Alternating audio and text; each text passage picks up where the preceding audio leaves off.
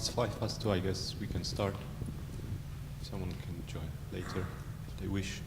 Hello and welcome to our presentation sort of discussion. Myself and my team would like to show you what we actually did for our tools and what conclusions we came to, as well as ask your opinion about the good practices for writing tests that you might have. So we'll go through general principles of writing tests, automating tests, then have some examples of implementing those in tests for AOSP UI level, testing the operating system features, and then we'll go through to the example that led us here, which is the refactoring of the Linaro test suites. And hopefully there will be some time for discussions. So for the first one, I'll hand to Antonio.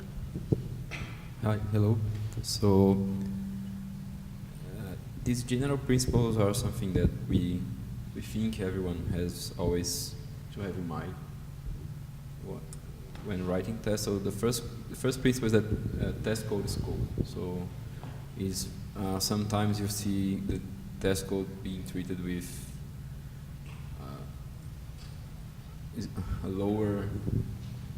being held to lower standards than the production code, and that's usually will bring you the same problems that you have when you don't have standards high enough for your regular code. So yeah, test code it must be handled in the same way you handle your regular code. So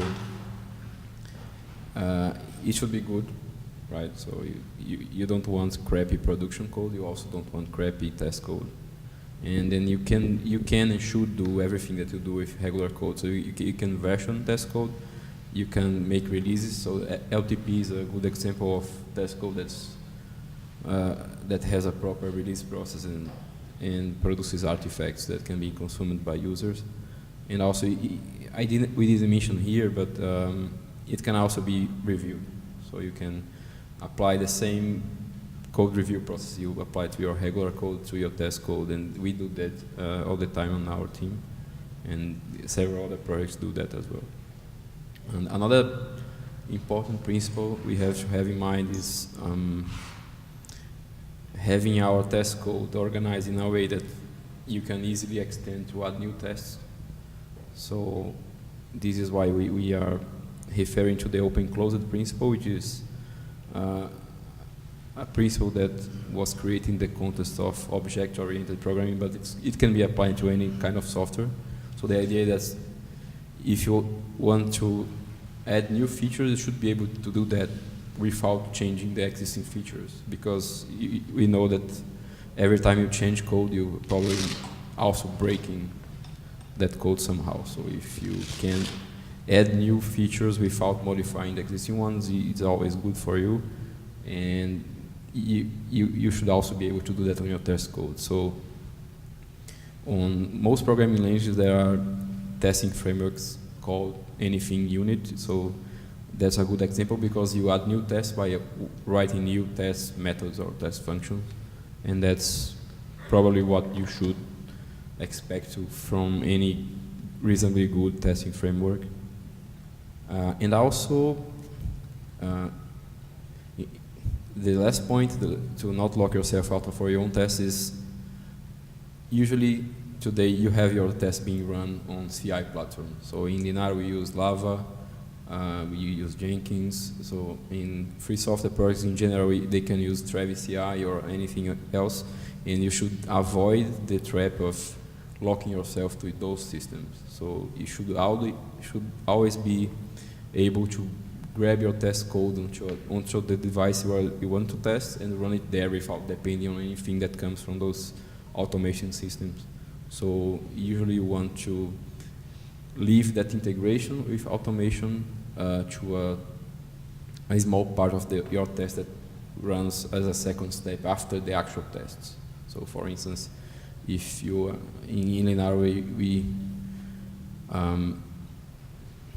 I think this is the point where we talk about. Yeah, and I guess I have an example Right. as the very last, or I can show. Well, I'll show it for the last slide when we have the refactoring. So it's in the end, so right. Yeah, at the end there is an example That's of okay. exactly like the mistake that was made in the beginning, and then how to fix Yeah, the so mistake. we'll come back to that story later. So the idea is that you don't want your tests to depend on any given automation infrastructure. So you want them to be standalone, and then add the integration of your automation platform as a second step after the actual tests, or as a wrapper around the actual test. So it depends on how exactly your tests work. Okay, so as a second topic is like second part, I'd like to talk a bit about how to implement those in practice. So UI testing and especially automated UI testing is not an easy thing to do with the UI and applications and front ends for the user coming from all different origins. But it's worth to mention that good practices in writing those UI front ends should have testing in mind. So I think if I remember correctly, the Selenium tutorial starts from more or less the same sentences. So basically, if there are some controls on the UI, like buttons, input boxes, checkboxes, and so on, they should be named, and those names should be unique in order for the testing tools to access them. I guess the good way of naming it is should also be possible for the good name should also be available for internationalization. So translating the name for on the button, the string on the button to different languages may use the same ID that your automation script should use. So it's worth to check when actually writing your code that those names are there in place. Then when it comes to AOSP, those names get exposed to the tool that's available for all AOSP platforms, and it's called UIAutomator. So UIAutomator is able to grab the screen, the visible part of the screen, and tell you like which IDs of the controls are there. And if you do this exercise for a couple of free APKs, then you realize that it's not the case, so the IDs are not there. So it's a good idea to actually get them there is when you write your own APKs or your own front ends in order to automatically test them later on. As Antonio mentioned, the test should be easily extendable, so here we come to the open-close principle. So basically the tests, for example, the login window should not depend on, so those unique IDs should appear in your test suite only once. So if for some reason the ID changes, then you need to change it in only one place. There are some useful tools that can be used for writing tests for AOSP. So where my experience comes from is the UIAutomator, which is a tool that's delivered as a part of AOSP platform. It's written in Java, and it allows for creating tests for your front ends straight away. The tests need to be written in Java, then compiled and run on the target device. That might not always be the most convenient way, but if the tests are maintained along the APK code, then why not? And then, so what? This is probably the example how it's supposed to be done when the front end is our main goal, like main focus. So the tests for the front end should be maintained along with the code for the front end, and then when something breaks, then we know exactly which version is it. In Linaro, we have a little bit different use case. So we were taking the existing benchmarking applications which had a front end, and we wanted to just automate the steps to run the benchmarks and then collect the benchmark scores. In order to do it, and we wanted the script that drives those automated clicks to be easily changeable. So there is a tool that's called andAndroidViewClient. That's basically a Python wrapper around UIAutomator. It just forces UIAutomator to dump the structure of the UI in the XML format, and then allows you to navigate, exposing the methods for navigation and clicks and touches on the screen, and everything that UIAutomator is actually able to do. So this is how we wrote our tests, and they are not really tests, they are just a tool to drive the benchmarks, the benchmarking APKs to do what they are supposed to do, which means produce the benchmarks. So depending on the use case, either native or the script approach is what can be done.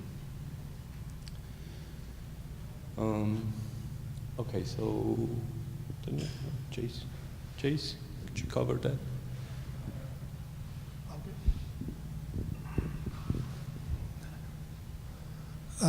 For the low-level system features, when we write shell scripting, we always try to do it in a portable way. So basically, you want to use a portable shell first to test your test case. In Debian distribute, you can use Dash, or you install it in your favorite distribution. So if you are not using Debian or Ubuntu, you probably want to check if bin.sh point to a portable shell. We want to do this we want to do the test case in this way because we want to run everywhere that support the like POSIX compatible distributions. So that's the initial point in doing this. To make sure that your test code are compatible, you can use some tool like shell check or check bashes to expose the issues and fix them. Normally, that's the tools we use in our daily development. You can also find the unit test tool or cell test tools for this kind of unit test or functioning test. Yeah, I think that's all for this slide.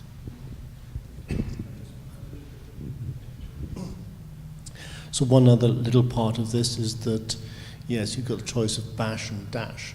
You've also got to think about, in a lot of cases, you've actually dropped into a busybox shell, and now you've got busybox ash, which is very much more limited than any shell interpreter you end up using on your own laptops. It's always worth, if you're thinking of using stuff that ends up in a busybox shell, get that tested on your own system using busybox and see if it actually works.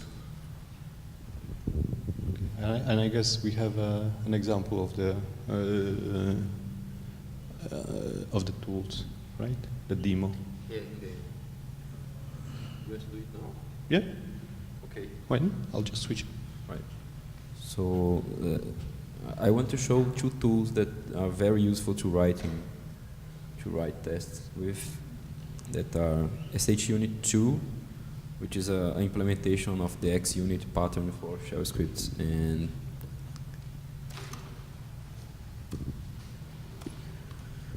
so is that okay to see? I think, yeah. So it implements the same thing as you have on XUnit for any language in shell. So it's very useful to write tests that are nicely encapsulated.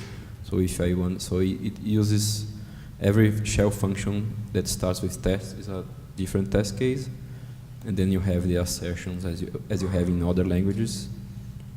And if I want to add a new test, I just add a new function here and it works.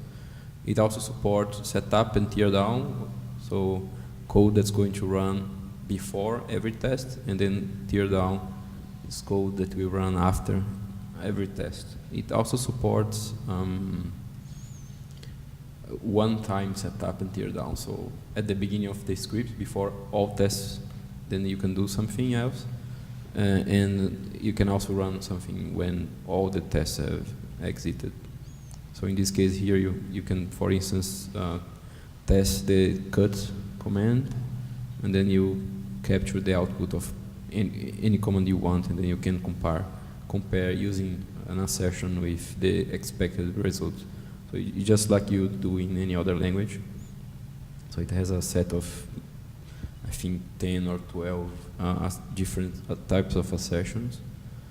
And then here, you can also, here's another example where you have a set true, and then you pass any arbitrary command to check. So if that command runs and exits 0, then this assertion will pass, otherwise it will fail. So in the documentation, there's several examples of the supported assertions. And here, the only last bit is sourcing the sh-unit2 script here. So when running, if your script does not have that last line with the sourcing, you can call sh-unit2 explicitly. I have no idea what happens if you do this with the source there, but if you just run with the shell, it will report the results. So as Neil said, you want to test that with as many shells as you want, you can.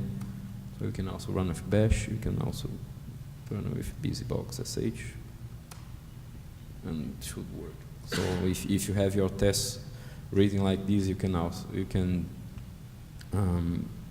run your tests on the several shells and check that they work with with everything.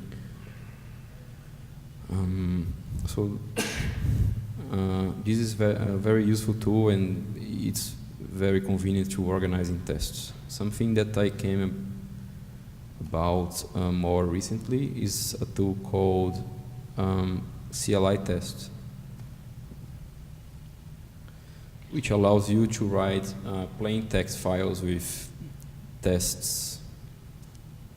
So one example is like this. You can have a plain text file with every line that starts with $1 is a command that will be executed, and then the following lines until before the next command is the output that you expect from this command. So in this case, it will the tool will run this command here, and then it will pass if the output is exactly this, or fail if it's not. So you can run here.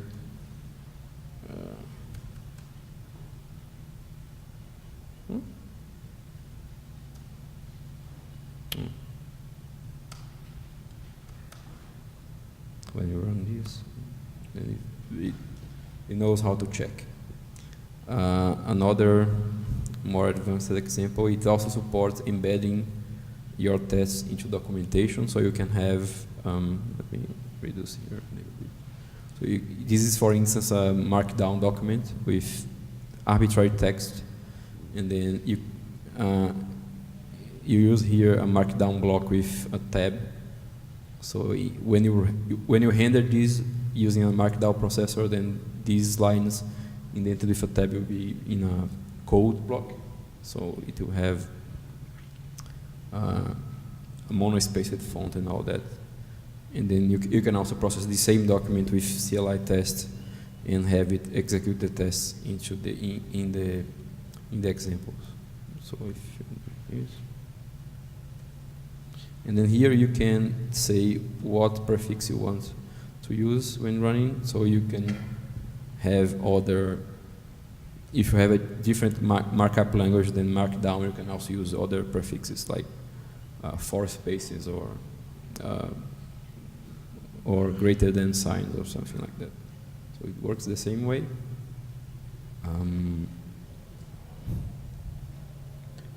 Another example. So obviously testing for the exact. So if you want to omit the output lines, for instance, when you are using testing the documentation, you can also use this special mark here, which is a pound sign and a Unicode right pointing arrow. And then you can specify the expected output here instead of in a separate line. Is also the end result is the same. But then the nicest feature is that you obviously specifying the exact output that you expect for every test doesn't work for anything that's not trivial. So you also have other types of tests that you can do. So in this example here, you use the magic marker here to say that you want inline checking, and then you can pass several options that will specify what exactly needs to happen for this test to work. So in this case, the headline, it must produce 10 lines of output. I think it's at least 10 lines of output. So you don't care exactly what is the output as long as it has 10 lines or more. You can also specify the output must be the same as a given file. So for instance, if you reverse the contents of a file twice, you should end up with the same thing. So this is what's being tested here. You can also test for a given regular expression in the output. So in this case, if the output matches root and a column in the beginning of a line, then the test passes. So if you have a root user on your system, then this test passes. You can also match for a regular expression. Yeah. I'm not sure what's the difference between the two, but both take regular expressions. So in here, you are testing that the result of a shell arithmetic operation is a sequence of digits, which should be always the case.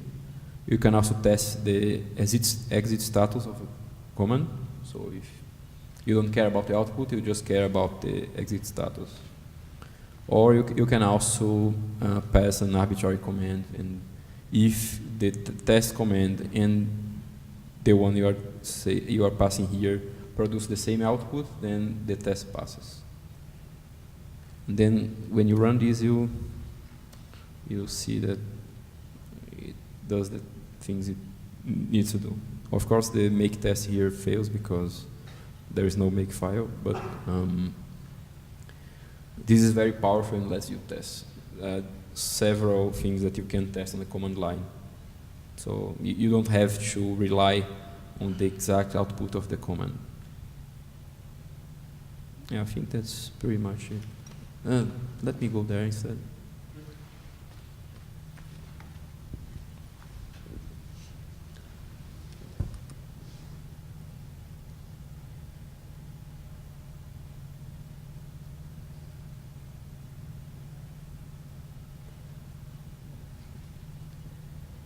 Okay, thank you. So, and I think the last bit we wanted to talk about is like what mistakes we made in the past. So, in the previous iterations of the test suite that we call Linaro test suites, we assumed that all the tests were run in Lava. That made our life pretty difficult when we wanted to add new tests.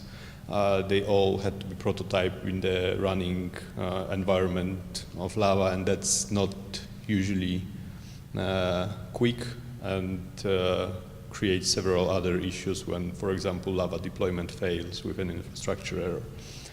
So learned on those unpleasant experiences, we wanted to change something, and also based on the requests from people using our tests,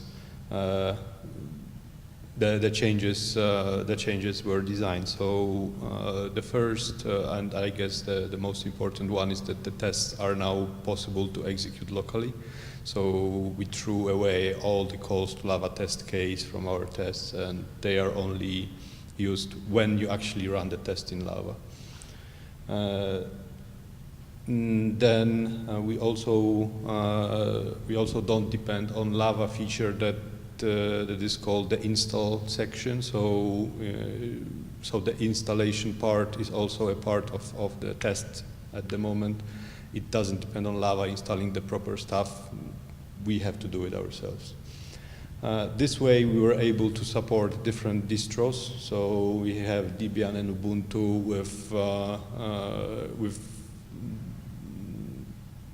with the support for different package names in both distros. We also have the RPM-based Fedora or CentOS support. Then if the tests are, and all the dependencies for the tests are already built into the test system that it's under test, we can also skip the install part and run the tests directly. The test results are saved to the temporary directory, which might be not, well, the assumption that there is some directory we can write to is not always true, but for our use cases it is, so we made this assumption. And then parsing the test, I'll show it on an example. So parsing the test results for consumption in Lava or for recording them in Lava is done like as a last step of the test execution. And all the tests that we run on AOSP are executed now using ADB link instead of running them directly on the target. At least this is the assumption. We didn't go yet through all the tests, so it might not be always the case, as I talked to Young Chin before, just before the connect. So we'll see, but at least we want to have all the tests executed from the host, just like as any other user would do when testing the AOSP device on your bench. And then about the integration to Lava, so there are two helper scripts that were introduced. First is very simple, send to Lava, which parses the result file that we produce. And the other one is test runner. Test runner allows you to run the tests locally in a very similar way that would be done in Lava. That the test runner is much simpler than the Lava dispatcher. It just allows you to execute single or multiple tests from the YAML files and doesn't support any multi-nodes or I'm not sure what else, but like it's very simple. It just runs a test on the single device on your local bench. Yeah,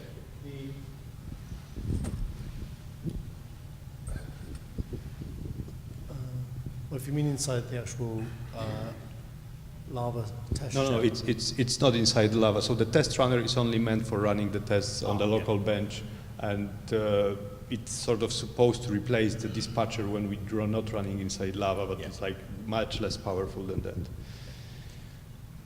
So I guess Chase can add more, but what the test runner does is just converts the YAML file into the shell script, then runs the test shell script and collects the results as CSV or JSON or Without file? yeah. We can save in both JSON and CSV and JSON, and I guess we also produce a text file with the results. Yeah. The text file was produced by test case. By the test case, yeah. So.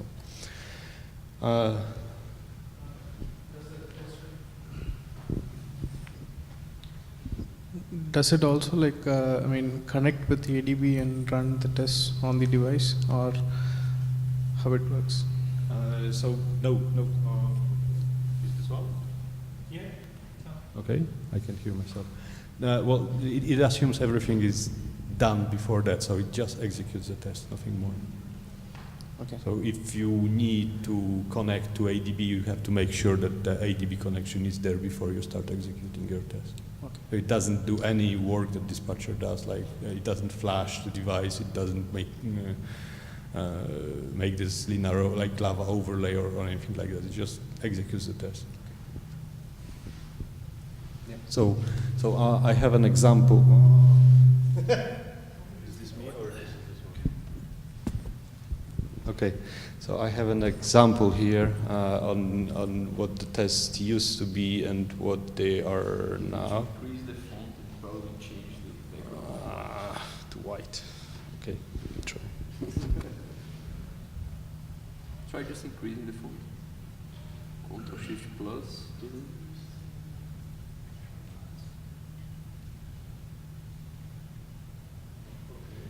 this should be good enough.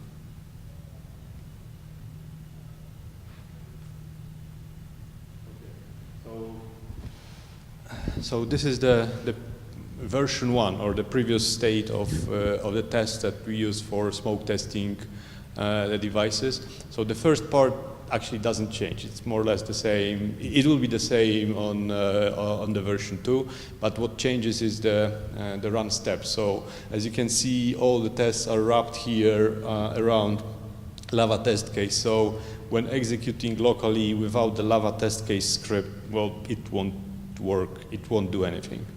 So it assumes that we are running inside Lava. Now, okay.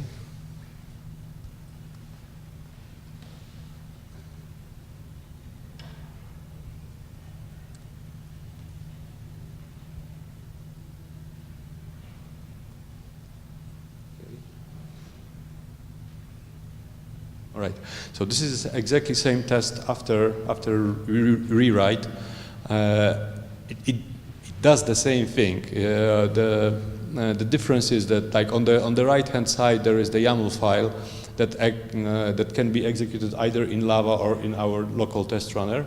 So as you can see, it like in the steps, it only has like execute the shell script. The shell script is on the left hand side. So the shell script takes care of first installing all the dependencies and then running the tests. So here are the steps. So first you install and then you run all the same commands that were run previously, but we can run it now or our local device without Lava. We can run either using the script itself. It will produce the output as a text file. Or we can run using our test runner using the YAML file, which will produce exactly the same output. And then, if the test is going to be run inside Lava, we will use the same YAML file, which will run the same shell script. And then the last step in the last step in the test says like send to Lava, which will record the test results as Lava tests when running on a proper Lava instance. Right. Questions? Well, I'm just thinking, just to reinforce here, this is something that we are recommending from the Lava software team as well as just from the QA. It's not as if QA are doing this on their own. It's a case of there are good reasons why this is these are best practices for everybody using Lava, that you should think about making these things portable and making them easier for you to debug. That's what this is all about. But it's actually something that we're working on together to make sure that we actually get a better solution here. So,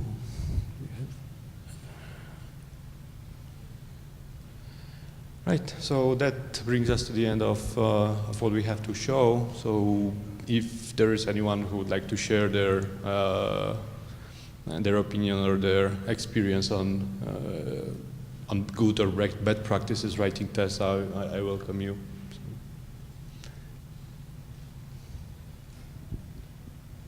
Nope. So I guess that concludes the session.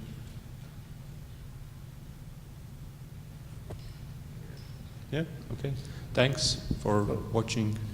One thing we'll actually mention is that we're doing something very similar in our own functional testing inside the Lava software team. So when we run our own unit tests of our packaged product inside Lava, so doing our own dog food testing. We're doing exactly the same kind of thing. We run the tests in a custom script that runs exactly the same way as it does on everybody else's machines. And then we do handling of that after that is run to generate all the Lava test case calls if Lava test case has been requested. So it's the same model. And we're doing it for exactly the same reasons, that you need to be able to debug these things outside of Lava as well as inside Lava.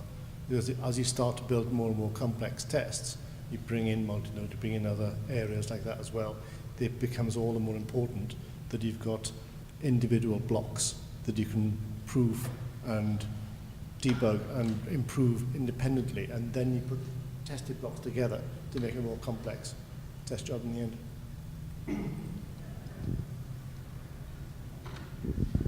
So, are there people using this yet outside of your team? Are there people using this outside of your team? Not yet. So we just introduced it like a month ago. So no, not yet. There is a plan to actually deprecate the old approach and just switch to the new test. So if there is someone using the old test, they should stop doing that.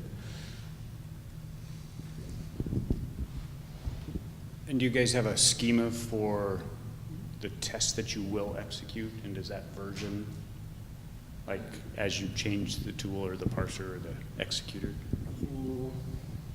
Well, yeah, the test runner is compatible between V1 and V2, so it runs both. The difference is that all the tests that we had so far were deeply depending on Lava dispatcher features. Now we want to avoid that and allow for local execution. So that's probably the main reason for doing this work.